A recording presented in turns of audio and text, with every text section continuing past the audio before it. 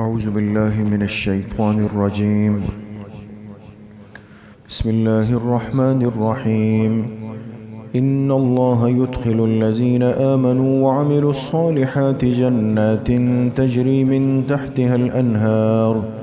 إن الله يفعل ما يريد. من كان يظن أن لن ينصره الله في الدنيا والآخرة فليمدد بسبب إلى السماء ثم ليقطع فلينظر هل يذهبن كيده ما يغيظ. وكذلك أنزلناه آيات بينات وأن الله يهدي من يريد. صدق اللہ العظیم. یہ سورۃ الحج کی آیت نمبر 14، 15 اور 16 یہ 3 آیتیں آپ حضرات کے سامنے تلاوت کی گئی ہیں. کل کے درس میں یہ بات گزری ہے کہ اللہ پاک کے ہاں وہ ایمان، عقیدہ اور اعمال قبول ہے جس میں انسان کے پاس اطمینان کی کیفیت ہو. اگر انسان اپنے ترتیب اور طریقے پر مطمئن نہیں ہو، بلکہ مذہب ہو، متردد ہو اور شک کی حالت میں ہو، اسے یہ اطمینان بھی نہیں کہ میں جس راستے پر، جس طریقے اور مسلک پہ چل رہا ہوں وہ صحیح ہے، اور اس تردد کے ساتھ اگر زندگی گزارتا ہے تو یہ ایمان، عقیدہ اور اعمال اللہ کے ہاں قابل قبول نہیں ہے. انسان کو 100% اطمینان کے ساتھ اپنی ایمانی اور اپنے اعتقاد والی زندگی گزارنی ہے. آج کی جو آیات ہے اس میں اللہ پاک نے ایک تو ایسے مضبوط ایمان والوں کا انجام ذکر کیا جو دنیا میں اپنے ایمان پر مطمئن ہے، اپنے اعمال پر مطمئن ہے کہ میں نے جس ترتیب اور طریقے اور راستے کو منتخب کیا وہ 100% صحیح ہے، میں صحیح جا رہا ہوں، شک کے ساتھ نہیں. تو ایسے ایمان والوں کو اللہ آخرت میں کیا دیں گے، ان کا بدلہ کیا ہے. اور دوسری بات جو آج کی آیات میں ہے، اللہ پاک نے انسان کی ایک اخلاقی کمزوری کو ذکر کیا ہے. ان آیات کا ترجمہ ہے ان اللہ یدخل الذین آمنوا وعملوا الصالحات، بے شک اللہ پاک داخل فرمائیں گے ان کو جو ایمان لائے اور نیک اعمال کیے، جنات ایسے باغات میں، تجری من تحتها الانہار جن باغات کے نیچے نہریں بہہ رہی ہوں گی، ایسے باغات میں یہ ایمان والے داخل ہوں گے. ان اللہ یفعل ما یرید، اور بے شک اللہ تعالیٰ جو ارادہ فرماتے ہیں وہ کر لیتے ہیں. اللہ پاک کو کوئی اس کے ارادے اور فیصلے سے نہیں روک سکتا. اللہ جو ارادہ کر لیں اس کو کر گزرتے ہیں. من کان یظن ان لن ینصرہ اللہ فی الدنیا والآخرہ، جس کو یہ گمان ہو کہ اللہ پاک اپنے پیغمبر کی مدد نہیں فرمائیں گے نہ دنیا میں نہ آخرت میں، فلیمدد بسبب الی السماء، ایسے شخص کو چاہیے کہ ایک رسی تان لے آسمان کی طرف. بہت غور کریں ترجمے پہ. ایسے شخص کو چاہیے کہ ایک رسی تان لے آسمان کی طرف، ثم لیقطع، اور پھر وحی کے سلسلے کو کاٹ دے، فلینظر، اور پھر دیکھ لے، هل یذہبن کیدہ ما یغیظ، کہ اس کی تدبیر نے کیا ختم کر دیا اس وحی کو جو اس کو غصہ دلا رہی تھی. وَكَذَلِكَ أَنزَلْنَاهُ آيَاتٍ بَيِّنَاتٍ، اسی طرح ہم قرآن کریم کو اتارتے ہیں آیات کی شکل میں جو آیتیں بالکل واضح ہوتی ہیں. وَأَنَّ اللَّهَ يَهْدِي مَن يُرِيدُ، اور بے شک اللہ تعالیٰ جسے چاہتے ہیں ہدایت سے نوازتے ہیں. تو پہلی بات تو جیسے عرض کیا کہ جس کا ایمان کامل ہو، مضبوط ہو اور اطمینان والا ہو، تو ایسے شخص کو اللہ پاک آخرت میں جنت کے باغات میں داخل کرتے ہیں، اس لیے کہ یہ اپنے ایمان پر مطمئن تھا، متردد نہیں تھا، اور اس نے کبھی بھی دنیا کے حالات کو دیکھ کر یہ فیصلہ نہیں کیا کہ شاید میں غلط سمت پہ جا رہا ہوں. دنیا کی کمی بیشی اور رزق کی کمی بیشی اور مال و اسباب کی کمی بیشی یہ کبھی بھی اللہ کے ہاں قبولیت یا ناراضگی کی دلیل نہیں کہ اگر کسی کے پاس زیادہ ہے تو اللہ اس سے راضی ہے اور اگر کسی کے پاس کم ہے تو اللہ اس سے ناراض ہے، ایسا نہیں، بلکہ عام طور پہ نظام اور ترتیب خداوندی یہ ہے کہ اللہ کے مقربین کے پاس دنیا کم ہوتی ہے، اللہ ان کو کم دے دیتے ہیں دنیا، اس لیے کہ ان کے لیے اللہ آخرت کے انعامات ایسے انداز سے رکھتے ہیں کہ جسے انسان اس دنیا میں سوچ بھی نہیں سکتا۔ تو یہ چیزیں معیار نہیں ہیں اللہ کے ہاں قبولیت کا یا مقبولیت کا۔ دوسری بات جو آج کی آیات میں بڑی اہم ہے وہ یہ ہے کہ جب اللہ اپنے کسی بندے پر انعام فرماتے ہیں کسی بھی طریقے سے، یہاں اللہ نے جو آیت میں مثال دی وہ جناب نبی کریم صلی اللہ علیہ وسلم پر آنے والی وحی کی دی۔ اب دیکھیں، پوری دنیا میں اللہ پاک اپنے وحی کے لیے ایک شخصیت کو، ایک ہستی کو منتخب کرتے ہیں۔ انسان اپنی طاقت، اپنے اعمال سے پیغمبر نہیں بن سکتا نا، نہیں بن سکتا کبھی بھی، چاہے وہ کتنی بھی عبادت کر لے، ساری زندگی کے روزے رکھ لے اور ساری رات تہجد میں جاگ کے گزار لے، کچھ بھی کر لیں، کتنی صفات اور کمالات کا مالک ہو، لیکن وہ اپنی اس طاقت کے بلبوتے پر پیغمبر نہیں بن سکتا۔ نبوت اور پیغمبری کے لیے اللہ پاک خود انتخاب کرتے ہیں کہ کس کو منتخب کرنا ہے، اور جس کو منتخب کر لے اس منتخب شدہ ہستی پر چاہے دنیا مطمئن ہو یا نہ ہو، تب بھی اللہ پاک اس کو نبوت دے دیتے ہیں۔ جیسے جناب نبی کریم صلی اللہ علیہ وسلم کو اللہ نے منتخب کیا اپنے آخری پیغمبر ہونے کے لیے، آپ اللہ کے آخری نبی ہیں۔ اب ظاہر سی بات ہے کہ یہ منصب، اور پھر سب سے انتہائی درجے کا منصب، یہ حضور کے حصے میں آیا، عرب کے حصے میں آیا، قریش کے حصے میں آیا، حضرت عبد المطلب کے حصے میں آیا کہ ان کے پوتے کو اللہ نے چنا۔ تو یہ بات ان سرداران قریش سے، جو مکہ کے بڑے بڑے لوگ تھے، ان سے تو ہضم نہیں ہو رہی تھی کہ بھئی ایسا گھرانہ جو مال کے اعتبار سے، منصب کے اعتبار سے ہم سے آگے نہیں ہے، اور اس گھرانے کے ایک فرد کو اللہ نبوت کے لیے منتخب کر رہے ہیں، تو اندر کی ایک جلن، حسد، غصہ، غضب، بغض وہ ان کے اندر پیدا ہوا۔ اللہ پاک نے اس کیفیت کا ذکر کیا ہے، تو فرمایا کہ جو چیزیں میں اپنی طرف سے کسی کو بطور انعام و احسان کے دے دیتا ہوں، اس پر کبھی بھی اپنے آپ کو اندر سے مت جلاؤ۔ بہت اہم آیت ہے آج کی، اور اگر ہم اس کو سمجھ لیں تو ایک اندرونی بے چینی کا خاتمہ ہو جائے۔ آج کا ہمارا ایک اجتماعی مسئلہ، ہم اس اخلاقی مرض کا شکار ہو چکے ہیں کہ چاہے خواص ہے چاہے عوام ہے،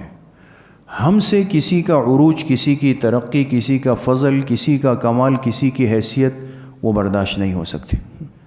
یعنی ہر آدمی اپنے دل پہ ہاتھ رکھ لے، اگر میں کسی کو جانتا ہوں کہ بھئی ایک شخص تھا، ایک فرد تھا، اور اس نے میرے سامنے ایک غربت کی زندگی گزاری، کچھ بھی نہیں تھا، بیچارہ نان شبینے کا محتاج تھا، دھکے کھاتا تھا، صبح سے رات تک محنت کرتا تھا، لیکن آج میں دیکھ رہا ہوں کہ اللہ پاک نے اس پہ فضل کیا، اس کو نواز دیا، آج وہ عیش و عشرت میں ہے، آرام میں ہے، مزوں میں ہے، اس کے بعد دنیا کے اسباب و آرائش ہے، عزت ہے، سب کچھ ہے۔ اب وہ آدمی جو اس کی پہلی حالت کو دیکھ چکا ہے اور آج کی حالت کو دیکھ رہا ہے، کیا خیال ہے یہ اتنی آسانی سے ہضم ہو جائے گا؟ یہ نہیں ہوگا، ایک بے چینی اندر رہے گی۔ چاہے ظاہراً میں نہیں کہوں، میں کہوں گا ماشاءاللہ ماشاءاللہ، دیکھیں بہت اچھا ہے، ماشاءاللہ ماشاءاللہ، ظاہر، لیکن اندر ایک جگر اور دل کو ایک آگ سلگا رہی ہوگی، اور اندر ایک بے چینی ہوگی کہ بھئی یہ کیسے ہو گیا، یہ تو کچھ بھی نہیں تھا، آج یہ اتنا آگے چلا گیا۔ تو اللہ پاک نے اس کیفیت کی اصلاح فرمائی کہ جو چیز اللہ اپنے فضل سے کسی کو دے دے، اس سے اپنے دل کو مت جلاؤ، اس کو قبول کر لو۔ اور فرمایا اگر کسی کو اس بات پر جلن ہے، بے چینی ہے کہ میں نے اپنے آخری پیغمبر ہونے کے لیے اس شخصیت کو کیوں منتخب کیا اور ان پر وحی کیوں آ رہی ہے، تو اس کو چاہیے کہ اپنی بے چینی ختم کرنے کے لیے ایک رسی لے لے۔ دیکھیں قرآن کریم اتنا سمجھا رہا ہے، جو چیز ہو نہیں سکتی لیکن اللہ پاک فرما رہے ہیں چلو زور لگا دو، اب تمہیں غصہ ہے کہ اس شخص پہ وحی کیوں آ رہی ہے، تو رسی لے کر آسمان تک اس کو باندھ دو، اور چونکہ وحی اوپر سے آ رہی ہے تو اوپر چلے جاؤ اور وحی کے اس دروازے کو بند کر دو تاکہ اس پیغمبر پر وحی نہ آئے۔ ایسا ہو سکتا ہے؟ نہیں ہو سکتا نا۔ یعنی اللہ پاک اس انسان کو اس کی بے بسی بتانا چاہتے ہیں کہ تم اس چیز میں اپنے آپ کو پریشان کر رہے ہو، اپنے دل کو بے چین کر رہے ہو، حسد، کینے اور بغض میں مبتلا ہو رہے ہو کہ جو تمہارے اختیار کی بات ہی نہیں ہے۔ اس لیے اس چیز کو چھوڑ دو، اپنے آپ کو پریشان مت کرو، بلکہ اس کو قبول کر لو کہ بھئی اللہ کی تقسیم تھی، اللہ پاک نے یہ چیز اس کو دے دی، مجھے اس کے علاوہ اللہ پاک نے اور بہت ساری نعمتیں دی۔ حدیث میں بڑا مشہور واقعہ ہے کہ صحابہ آئے حضور علیہ الصلوۃ والسلام کی خدمت میں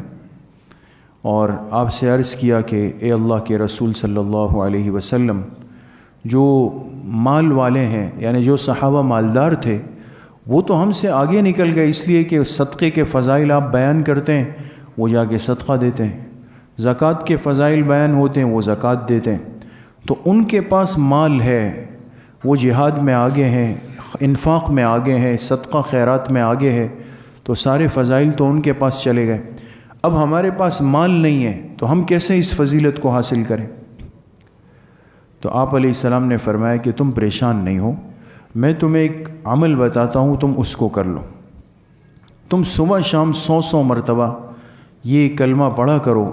سبحان اللہ و بحمدہ سبحان اللہ العظیم، جو بڑا مشہور حدیث کا وظیفہ ہے۔ فرمایا تم صبح 100 دفعہ پڑھ لو، شام 100 دفعہ پڑھ لو، تو جو صحابہ مال سے صدقہ اور خیرات زکوٰۃ دیتے ہیں تمہیں ان کے برابر اجر ملے گا، تم اس کا اہتمام کر لو۔ یہ بڑے خوش ہو گئے، لیکن ظاہر سی بات ہے صحابہ کی تو پوری جماعت حضور کی تربیت یافتہ تھی، صاحب اعمال تھے، ان کو پتہ چلا جو مال والے تھے کہ آج حضور نے ان کو ایک وظیفہ دیا ہے، تو ظاہر سی بات ہے وظیفہ تو مشکل نہیں تھا، انہوں نے بھی شروع کر دیا، جن کے پاس مال و اسباب تھے انہوں نے شروع کر دیا۔ اب وہ بھی صبح 100 دفعہ پڑھتے ہیں، شام کو 100 دفعہ پڑھتے ہیں۔ جب ان صحابہ کو پتہ چلا کہ ہمیں ایک عمل حضور علیہ السلام نے دیا تھا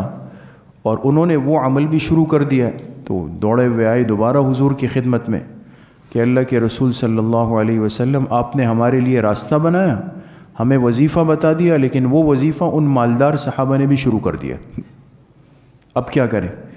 آپ نے فرمایا ذالک فضل اللہ یؤتیہ من یشاء، بھئی یہ تو پھر اللہ کا فضل ہے، اللہ جس کو چاہے دے دے۔ اب انہیں اللہ پاک نے نواز دیا ہے، وہ اللہ کی تقسیم ہے، اور وظیفہ سے میں ان کو روک نہیں سکتا ہوں کہ تم نہیں پڑھو، تو اللہ کی تقسیم ہے، تم بھی اس پہ راضی ہو جاؤ۔ تو اب دیکھیں علماء نے لکھا کہ اس میں سبق کیا ہے، پیغام کیا ہے؟ بعض چیزیں اللہ کی طرف سے طے شدہ اور منتخب شدہ ہوتی، اس منتخب چیزوں میں انسان اگر اپنے آپ کو پریشان کرے، آج ہماری پریشانی کی وجہ یہ ہے، ہم دوسروں کے اسباب اور اشیاء اور چیزوں کو اور ترقیات اور منصب کو دیکھ کر اپنے آپ کو اندر گھلا رہے ہوتے ہیں، اور اس پہ پریشان ہوتے ہیں کہ بھئی یہ کیوں ایسا جا رہا ہے، یہ کیوں اتنی ترقی کر رہا ہے، اس کی اولاد ایسی کیوں ہے، اس کے اسباب ایسے کیوں ہیں۔ اب اس پریشانی کی وجہ سے میں اپنے آپ کو دن میں بھی پریشان کر رہا ہوں، رات کو بھی پریشان کر رہا ہوں، ایک آگ مجھے اندر سے جلا رہی ہوتی۔ تو یہ ایک اخلاقی اور روحانی مرض ہے جس کو حسد اور بغض کہا گیا اور اس کو مہلک روحانی امراض کے اندر شمار کیا گیا۔ کبھی بھی انسان کو کسی کے اچھے حالات سے پریشان نہیں ہونا چاہیے۔ ہمارے علماء نے لکھا ہے جو آدمی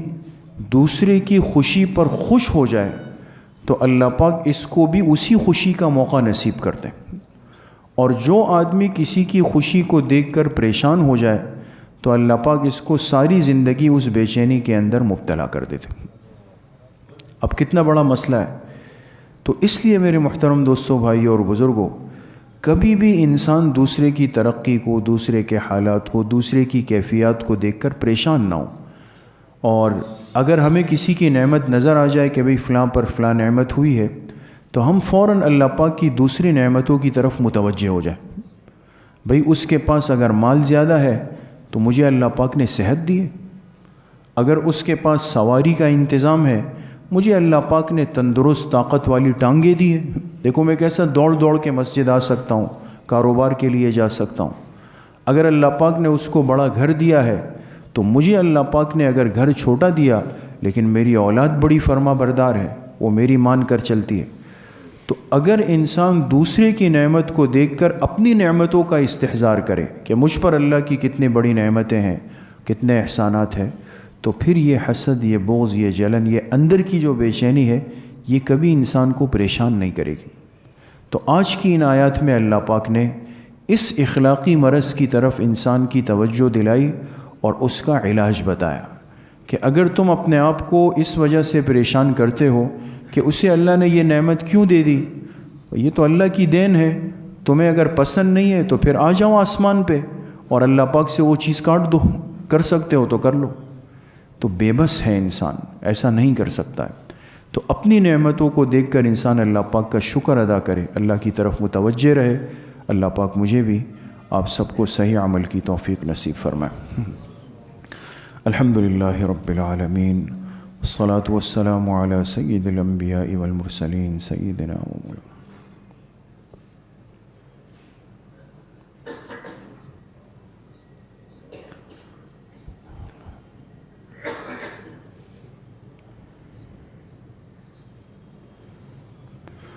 وصلی اللہ وسلم علی نبینا محمد وآلہ واصحابہ اجمعین برحمتک یا ارحم